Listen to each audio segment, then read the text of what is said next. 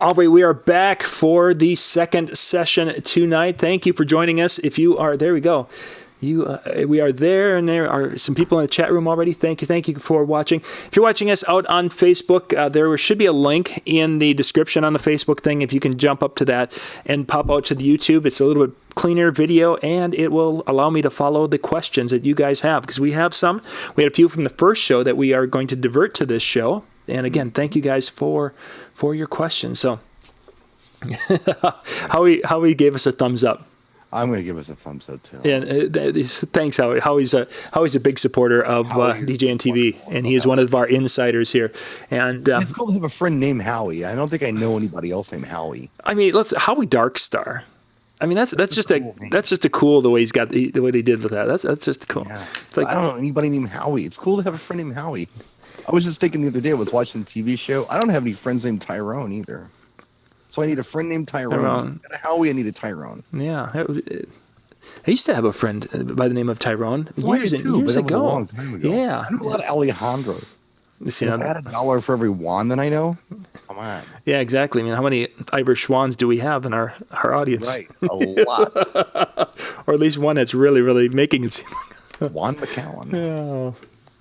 Good stuff. Okay, our question time. This is our time to go, and the questions you guys have sent up. If you have more, please put those into the chat. I'm going to try to follow the things out on Disc Jockey News on the Facebook, but I'm not going to make a guarantee I'm going to see those, because sometimes they don't refresh and everything doesn't work right. Live TV or live web shows. Streaming, yeah. Video. Oh, it doesn't work. Show 2 is not working. Oh, hang on a sec. We're gonna try this. 1 second. No, do I see video? Yeah, I see video. It's on. Video. Okay, hang on. Dan. Dan's watching it on Facebook. I've got to go and. Says made it. Oh, thank you, Dan. I'm going to go back to that. And again, guys, this is part of what we do. When John legally changed his name to Tyrone for me. Thank you. Exactly. Yeah, anything for you, man. I don't know what show I was watching. There was a Tyrone. I don't know anyone named Tyrone. How was that possible? I know so many people. I don't know one Tyrone. That's so weird. I used to know a couple Tyrones. I don't like Tyrones anymore. Yeah, again, when you got fans that will, just get the T-shirt made for you. Really nice. By the way, I'm killing time while you work out. We're good. We've got it now. So okay, we got it. All right, good. Okay, so this is going to actually kind of our first question. Well, many of these questions are going to bridge off what we were talking about earlier, but we're going to start one. The first question is somebody's asking if you pre-program your events. Mm-hmm. Do you go through and pick that music and basically have it laid out and work your way through that? Go ahead. Did I lose you? Yes, you. This is Ask BSR. Do you do it? Should you do it? What happens? Do you, Brian, pre-program? Do I do it? Yeah, pre-program. No, music. I don't do it. Pros and cons. Give me some pros and cons to the time, or maybe let's go. Are there times to pre-program? Let's start with there, and then let's talk about pros and cons. The only time I can think of that you should pre-program anything is if you're doing if you're busy setting up or doing something while there's like a cocktail set going on, you can do that. Mm-hmm. You can pre-program a cocktail set. Okay, we want swing, we want Rat Pack, we want smooth jazz, we want classic like 70s like roots rock, Eagles and the Ronstadt. That you can do, but I don't believe you should ever do it when you're trying to conduct a dance floor. I think that's very in the moment thing. I never know what direction I'm going to go in. What I do have is some kind of list, usually, of what I feel like the client likes or what they've told me they like. And I play off of that. I try to work those into the evening. Or if I don't know what to do, what do I do? I just grab from that list.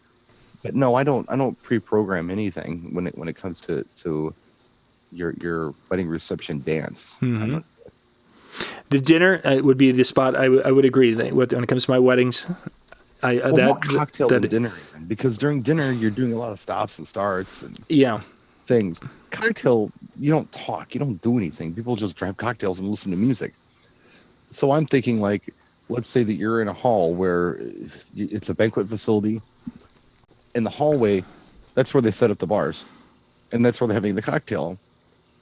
you can take one of those like little American Audio ELS Go speakers, Mhm. put it on a stick, and have an SD card in there with a pre-mixed hour of whatever you think they might like. Set it out there, adjust the volume where you want it, and forget about it and go about your business. For sure. That I don't have a problem with. Dinner, I even bounce around a little bit because I get requests during dinner. Mhm. And dinner is the perfect time where if somebody says something to me like, dude, you got any Zeppelin? What am I going to do with that? I can get away with playing All My Love by Led Zeppelin off of the Enter the Outdoor album, by the way. Or I can go Vitamin String Quartet Zeppelin tunes, which I have tons of. Yeah. So I am actually doing things during dinner. Personally, Mhm. I'm busy and I'm playing that one on the fly. Yeah, I'll line up tunes in a playlist and let them go. But a lot of times I'm jumping in there and changing things or Sure. switching it around or whatever.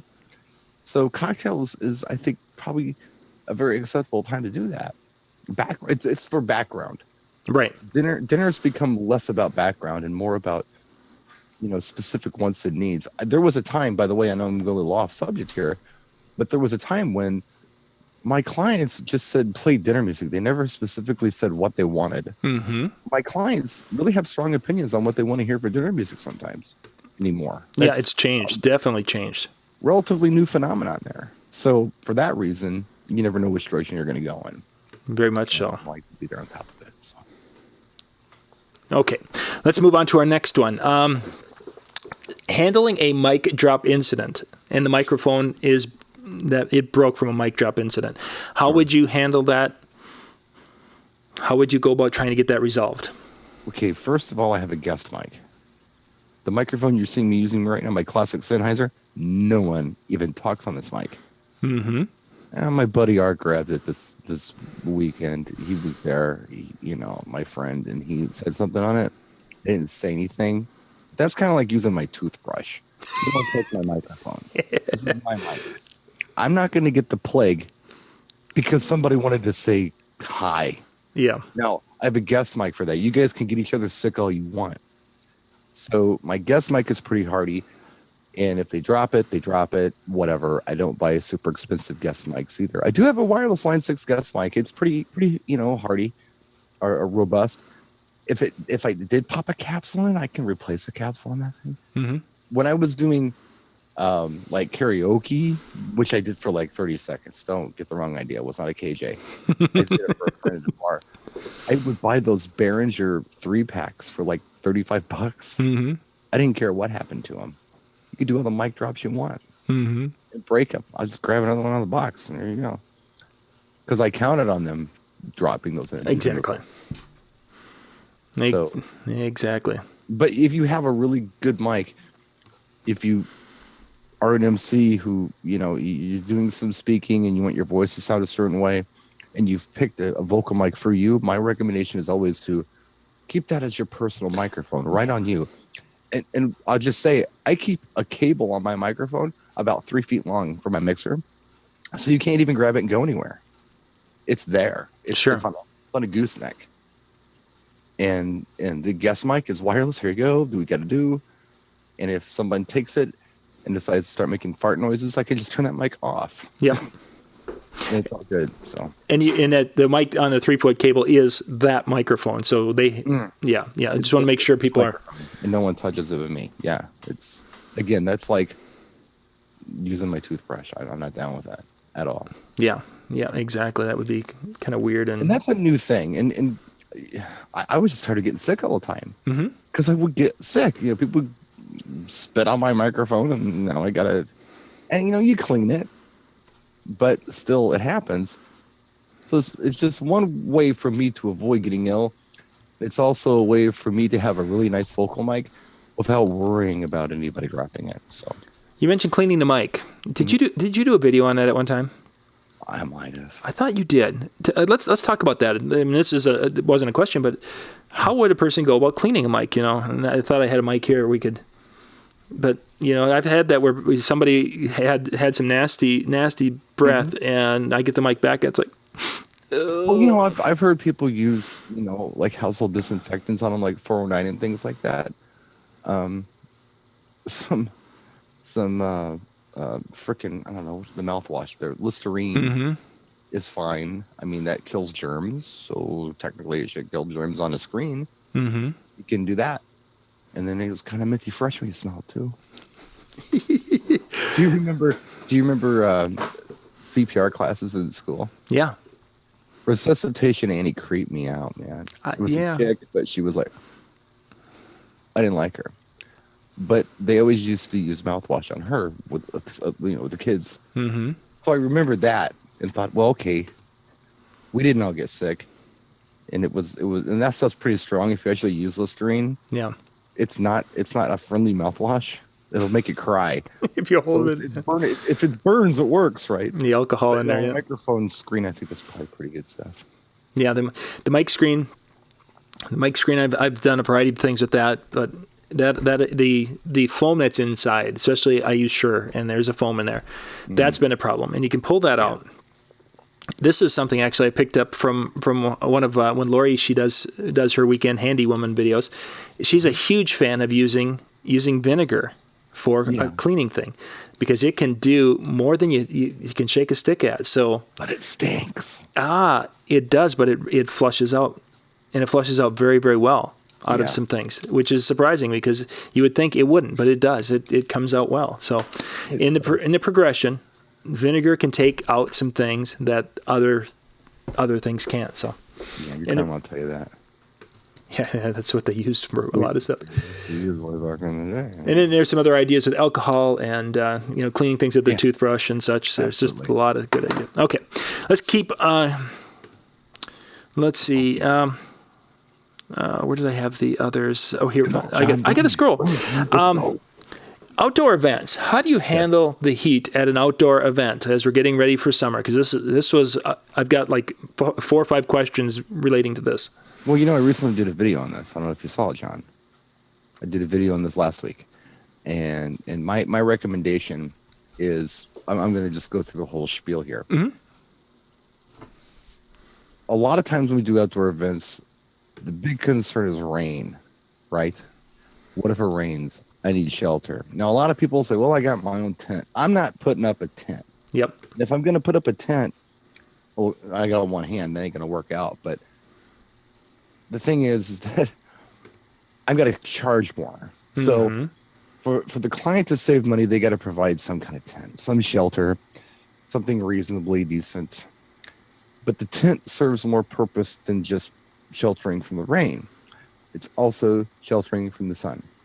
Sun is our worst enemy, not only because it causes skin cancer, but even if you like tan really well anyway and you're immune to that, it's going to heat up your DJ electronics. And they're going to overheat. They're going to go into a thermal shutdown. You can't turn them back on, or you've melted something and destroyed them. The best way to avoid this is shade, Mhm. of all things. Now, I got into the video where I talked about how I've been in situations where people have thought, well, it's not going to rain today. Screw this DJ. I got a tent. I'm putting grandma under there because she gets Mhm. hot.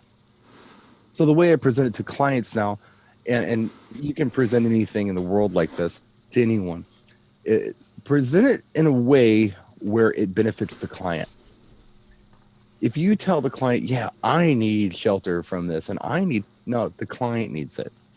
Just so you know, if my stuff's in the sun and it gets too hot, we don't have music anymore. So Right. it's in your best interest to provide shelter. Even if it doesn't rain, it's for shade purposes. That, and have you tried to look at your computer in the sun? It's like a mirror. So if you're using a laptop at all for anything, you can't see it if there's sunlight in it. So shade is your friend. So shade is the best way to cool things off. Mhm. Now, if it's hot outside, as long as you're not in direct sunlight, it's got to be really hot for there to be a problem. Yeah.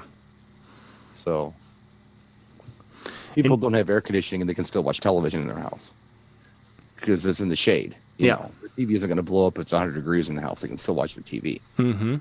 But if their TV is in 100-degree sun, they're going to have a problem. Very much so. Most everything we have is black anyway to absorb heat, double trouble. Just, shade is your friend. And I put that link to the video that Brian did last. It was only a few days ago. Yeah, actually, I thought I saw it go up. Yeah. Yeah, it was. I guess it was last week already. But Yeah, technically last week. yeah, it was last week. So you guys can grab that, copy that link, and open it up in a new window, and you can watch that after the show tonight. Shade. So Howie mentioned fan. Having fans is a great thing. The drinking of water. What's that? Fans can get loud. Oh yeah.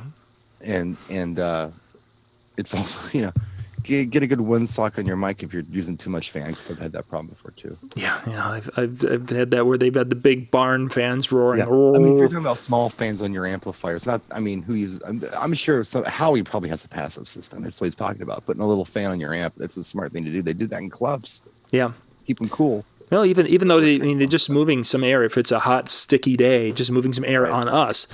Because if the equipment fails because of heat, that's going to stop. If we fall over half dead from heat stroke, it's probably not going to be good. The biggest issue I have when it comes to the hot days is that balance of between drinking enough water that you're not going to dehydrate, but yet not drinking too much water that you're running to the restroom. Because if I'm under a tent, that means that there's only porta potties back here. And I don't know about you, but I hate going to the port, even though they've got the hand sanitizer. It's like I don't want to touch my DJ gear after I've gone and I've got hand sanitizer. Don't be in the bushes like all the other DJs, man.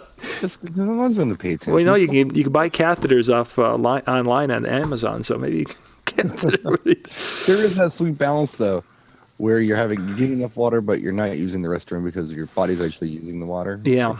There's that sweet balance. I find it usually just naturally. Yeah, trying to find that can be tough. Okay, so we've talked about basically sun. For rain situations. Yeah. Is there ways to kind of protect or to be prepared for rain, short of having that tent like Howie was mentioning? He's got a branded tent that he uses. Sure. I don't. Lights on your tent are good, but one thing that I always have in my emergency kit when I'm doing an outdoor gig is one of those big tarps that you can buy at the Home Depot or wherever. Sure. Just in case. A big tarp is helpful. If the tent blows over, what are you going to do? Well, you got to tarp up your stuff. So some tarps, some bungees could save you some money and some frustration. Mm-hmm. It's in my emergency kit. I ended up. And even for loadouts. So like, if you're at a gig and you've got this loadout where you're not undercover under a canopy, you're going to need to cover your equipment to get from the hall to your vehicle in a downpour. I've been there. Mm-hmm. So even a tarp for that. If you look inside of my computer bags, there's a hefty bag in each one of my computer bags. Yep. So if I'm at a club and it's raining when I leave, I can just stick my computer bag in a garbage bag and it's waterproof till I get to my vehicle. Yeah, that's exactly what, when I got, like this summer, I've got 2 different events, and I have a box of hefty bags because if it starts to rain, I've got the large yard, garden, whatever, the leaf bags, the huge ones, over top of the speakers, and that will deflect most of the water. Top speaker is great. Bottom speaker, it'll deflect some of the water. Then I can take that off and then cover the sub with another bag because they do fit if you've got the really big ones. Then I've got the speakers out of the way, and I've had it where the light tree, that I had at the time because I was using the jelly. The jelly system there. So it's like, okay, kind of get it around there, whatever you need to do. And the plastic bags, the garbage bags, kind of stay on it compared to a tarp, which I do have some tarps with. Actually, I have these solar blankets that are waterproof also. I keep those in the Dodge for winter because, it gets cold in the winter. And I have had to use those on a couple of occasions to throw over top of the DJ booth area. Yeah, it's a big deal. Cold's a thing for us up here. Yeah, for sure. So, okay, so there we ended up covering between 5-gallon contract bags. That's exactly what you should have for your big stuff. Okay, let's just I'm just checking here on if you guys have got any questions. 55-gallon bags. Yep, that's a contractor bag. That's exactly what it is. And then if I don't use them, all of a sudden what'll happen is Lori will need them for something, and then they disappear. Oh my gosh! I know there was one on a shelf here from last late, and I don't see them anymore. So I'm guessing. Now, do you know the ADJ Pinpoint Go? Do you know this product? Yeah. It's a battery-powered pen spot. Yeah. The worst thing I ever did was introduce these to my family. Blanca, Andy, they're gone. Whenever I go to find one, they're gone. They're like the coolest flashlights in the world. They're all over the house because they just work. Oh, they're a great flashlight. Yeah, but I needed them. Yeah, they're tools. Well, you should have said something. Why would I tell you that I needed my lights? They should be there. They should be exactly where they were. Totally understand your pain there. Oh, funny. Kyle mentioned that humidity is a huge issue in Louisiana. I don't even know if I could imagine doing an outdoor event in Florida or Louisiana or down in It's that. bad here, right on the lake. It gets bad up in this neck of the woods in the summer, and then down there, I would think that your gears just starts to melt. I mean, it just starts I think the worst part of the humidity is at night with the dew, because it just sticks to everything.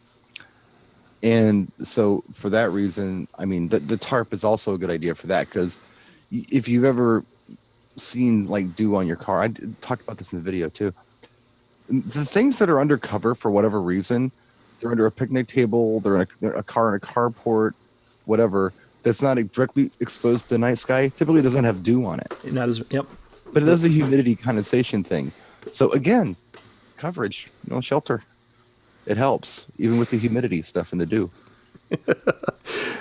Somebody mentions to wear a diaper, so I'm thinking Vernon must be a little bit behind in the conversation back when we were talking about the drinking. Funny. People don't want to stop because of the rain. That's something I've actually had a couple of dances over the years where we've been outdoors, and once the rain started, that's when the party kicked in. It just all of a sudden it's like, oh, we don't care anymore and they get sloppy and Like REO Speedwagon's riding the storm out, and and they're like, done that. Yeah, man, it's awesome. Hey, if I'm covered, I don't care. I'll do it. I've done plenty of parties like that in the rain. Just so I've got a tent, it's all good. They can be out there doing the rain dance if they want to. And having a good time with it. Okay, our next question here. The question was on music selection. How do you know what to play, and how do you know when to play it? Now, this could be a big one. I was trying to think of how we could answer this in 50 words or less. First off, I don't think that's going to happen. This is psychology and sociology. Yeah. And you take that and combine it with knowledge of music, and you discover over time, be it observation or experience, or both, what people react to. And you use that sociology with, I don't know. It's hard to explain. You just kind of know. Yeah. It's like I was talking about in the last show, these little micro sets or mini sets that I do. Mm-hmm. And sometimes, I know that these three songs work well together. One thing I did mention that I like to do is start with not the greatest song, start with a good song, better, great song. That's a great 3-song set. Good, better, great, and then you start all over again. It builds their expectation, They get something better the longer they stay, the better off they are. Mm-hmm. And it just works well, and it keeps your dance floor good and strong. But you've really got to just kind of, it's a black art. I won't lie. I mean, it's not, and what's so cool about that is not everybody can do this. They can't, not well. Yeah. I mean, any monkey can press play on a controller or an iPod or whatever, but to do this well and to really know how to program on the fly and read the crowd, as they say, which I never liked that term at all. Mm-hmm. You're just playing. You're playing on the fly. You're improving your sets is what you're doing, and that to me is a good DJ. The better, the better you can do that, the better DJ you are. So yeah, for sure. And where I think you. And Jeff just mentioned that he uses during that dinner time, where he can go and he can test some different genres and such and see what kind of a reaction he has. And I think that's a great opportunity to be able to test some things, because you can play some of that soft pop towards the latter part of dinner, and you can see, are they kind of bebopping a little bit in their chair, or is there a toe tapping with some people, and you can get an idea for it. When I did a lot of like loungy club stuff during the week, it wasn't all that long ago, that's where I did what I called my I tested, like I would throw hand grenades out there and just see what happened. Mm-hmm. So a tune that, I don't have the guts to throw this into the middle of a wedding set. Because if you do the math, how many songs can you play in a 6-hour wedding? Yeah, it could be It's how like, many, then you divide that by how much you charge the client. hmm So they end up paying like $15-$20 a song sometimes. yeah, exactly. You know, 'Cause it could be as short as few as 15 songs an hour. So, you don't want to play this terrible song that is going to clear the floor if you can avoid it. So the club thing, the lounge thing, all on off nights, just when it was chill and there wasn't really a lot going on, it was a great time to just try things. yeah. I really missed that. That was a really good training ground, and now I kind of just use my best judgment, I guess. hmm But I'm not as if I was doing clubs during the week or lounges during the week or even bars, I'd have a much better idea of what I could get away with at a wedding. Yeah. I'd have a much larger repertoire of things to play from that I knew would work or had the potential to work. So. And that's a great point because when I did the club DJ thing for that period of time when I was the house DJ there, the confidence level with a newer song, as an example, you would just know, oh, I know this song's going to work, and it. I find myself now, there's times where it's like, okay, I haven't really used that song this summer. Will it work at I should. I'm reading the crowd. I'm thinking, and reading reactions of people and such.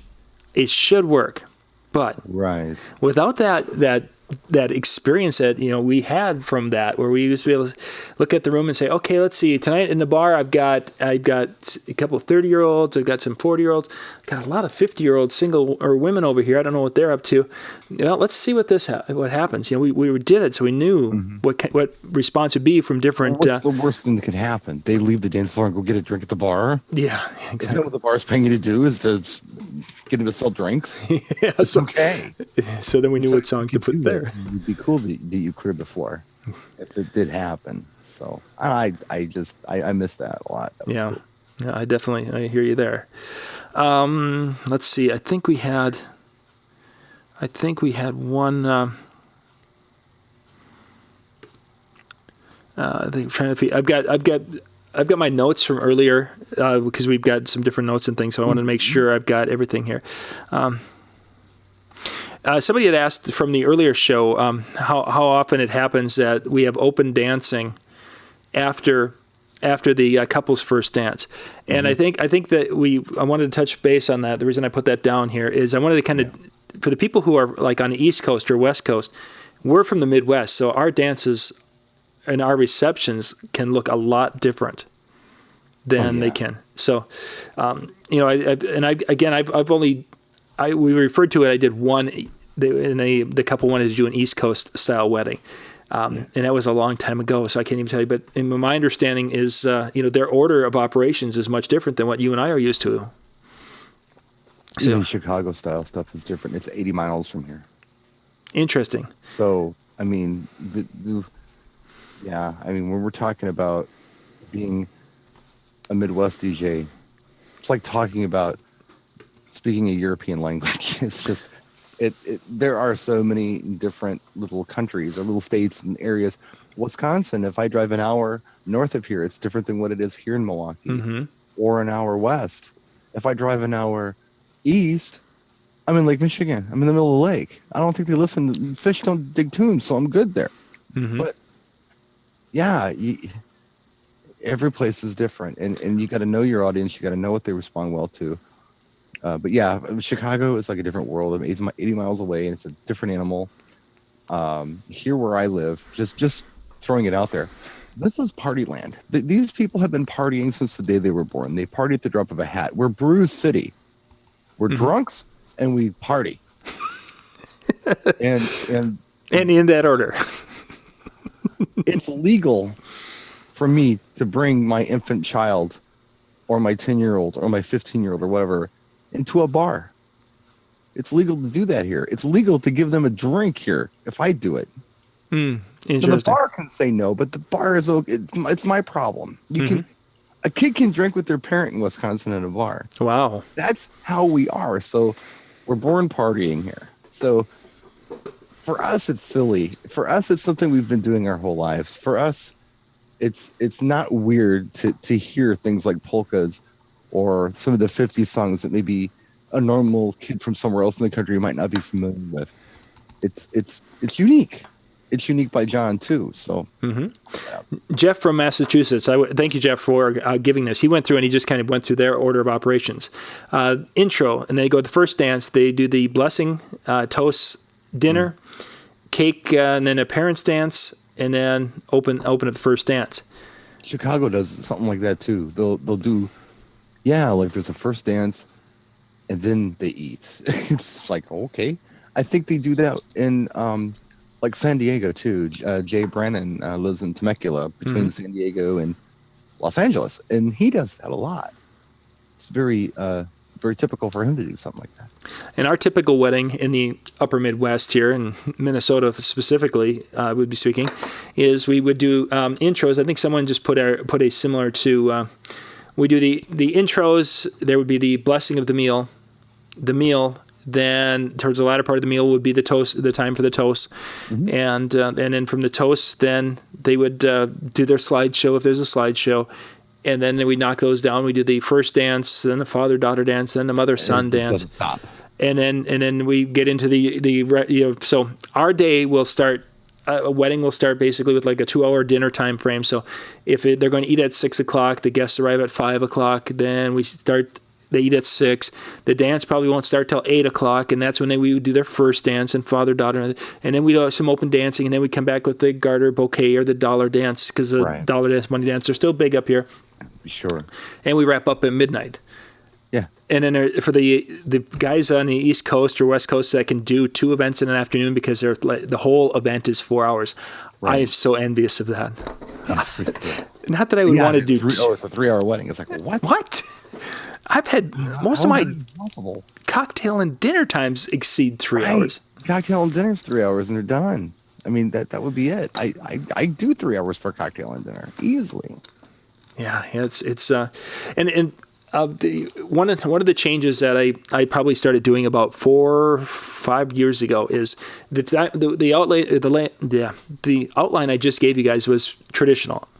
I've moved now, and I've been moving like the first dance. We do the grand introduction, and we have all the attention and the focus of the room on the bride and groom as they come through, and then we segue to now Brent and Julie want to share their first dance with you, ladies and gentlemen. Boom, we go, and it's been going very, very well to do that because we have all the focus, and changing things up like that doesn't sound like it's very big, but the amount of times the venues have just gotten irate with me, even though we have discussed it in advance. Okay, we're eating at 6 o'clock. I will have them at the table ready to go at 6 o'clock.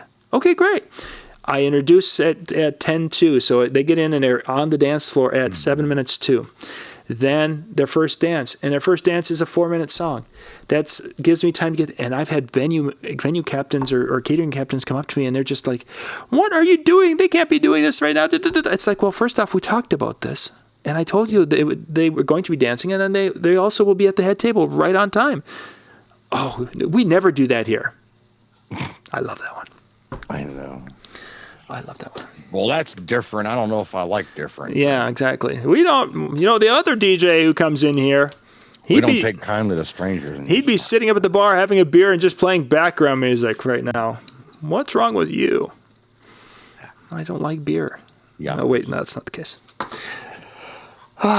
Well, Brian, I think we went 35 minutes on this one too. We just aren't making anything short tonight. No. That's okay. That's okay. Thank you guys for watching tonight. You guys, we've had a good group in both.